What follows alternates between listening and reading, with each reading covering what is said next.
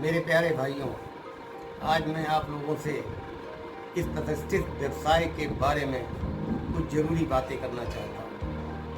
आप लोगों ने इसी वर्ष एलएलबी की डिग्री अथक परिश्रम से प्राप्त की है।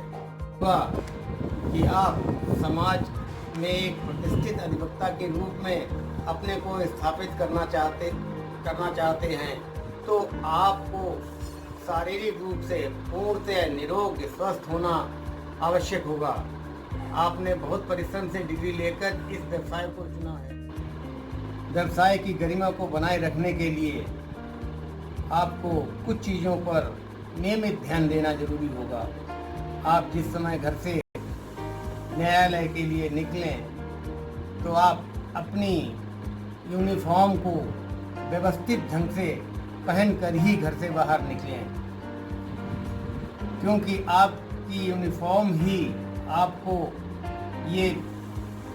आपको समाज में प्रतिष्ठा दिलाएगी। आपको समाज में इस बात की जानकारी देगी कि आप एक अधिवक्ता हैं। जब आप डेली प्रतिदिन यूनिफॉर्म पहन के ही घर से न्यायालय के लिए जाएंगे तो आपके आसपास के लोग, आपके समाज में रहने वाले लोगों को इस बात का विश्वास हो जाएगा कि आप अधिवक्ता के रूप में अपने को स्थापित कर रहे हैं। उस स्थिति में आपको बिना ज़्यादा परिश्रम किए हुए क्लाइंट आपसे संपर्क बनाने की कोशिश करेगा।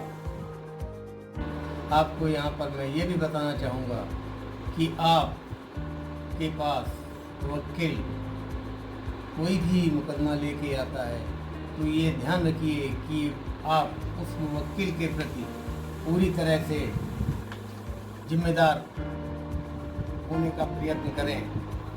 उस वकील के हित में आपको जो प्रथम केस मिला है उसको पूरी तरह से तैयार करें।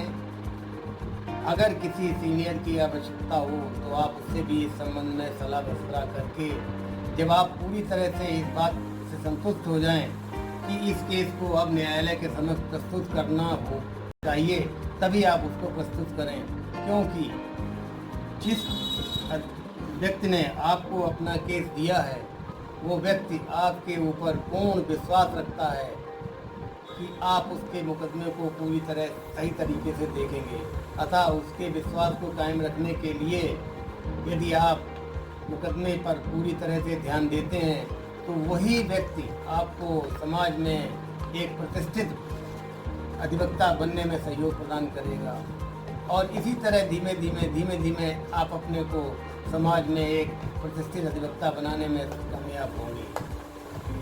आपको प्रारंभ में कुछ परेशानियां जरूर होंगी, लेकिन उन परेशानियों को देखते हुए आपने ये व्यवसाय यदि चुना है तो आपको ये भी याद रखना होगा कि देश के प्रतिष्ठित व्यक्तियों में अधिवक्ताओं की ही गिनती होती है। अधिवक्ताओं को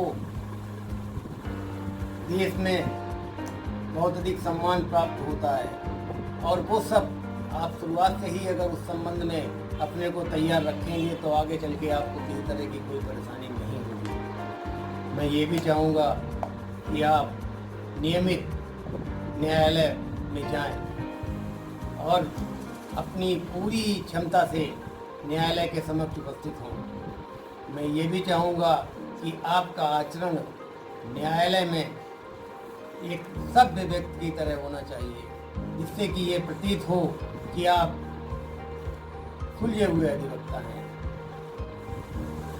जिस मुवक्किल ने आपको अपना अधिवक्ता नियुक्त किया है उसके हित में कार्य करना ही आपका एकमात्र ध्येय होना चाहिए। ऐसी दशा में बातकारी आपके पास स्वतः अपने मुकदमे को लेकर आएगा और जब वो आपके पास मुकदमे को लेकर आए तो उस मुकदमे की तैयारी आप जितनी आपको जानकारी है उसके हिसाब से करें।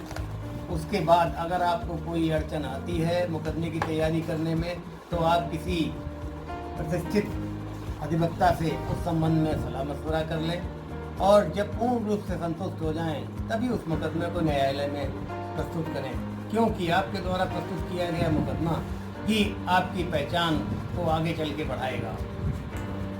जिस एक व्यक्ति का मुकदमा आज आप देख रहे हैं, वही धीरे धीरे आपको समाज में प्रतिष्ठित कर देगा। ऐसी दशा में आप उस व्यक्ति के प्रति जो आपको मुकदमा दे रहा है, जिसके मुकदमे आप कर रहे हैं, पूरी ईमानदारी से और निष्ठा से उसके मुकदमे को आगे बढ़ाएं।